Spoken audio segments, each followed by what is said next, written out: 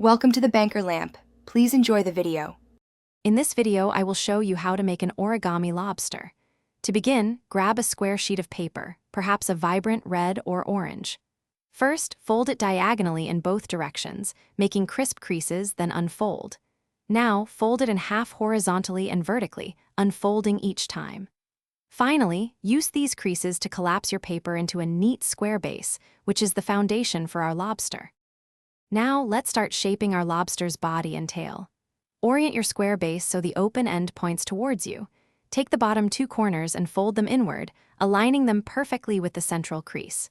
Press firmly to create sharp folds, then gently unfold them. Next, execute a squash fold on each of these flaps, which will form two prominent triangular sections, laying the groundwork for the tail. Moving on, we'll craft the lobster's impressive claws and legs. Turn your model over and repeat the exact same folding steps on the opposite side. Now, at the top, perform two careful reverse folds to bring out the shape of the lobster's powerful claws. Along each side, make several small, neat accordion folds to represent the many legs. Take your time to ensure all folds are sharp and symmetrical. For the final touches, let's bring our lobster to life.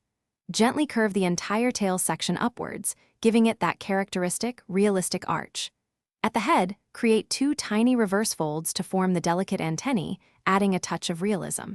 Take a moment to adjust all the folds and creases, refining the overall shape and ensuring it stands proudly.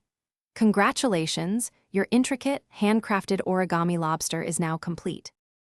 Thanks for watching. If this was helpful, leave a like and consider subscribing. See you next time.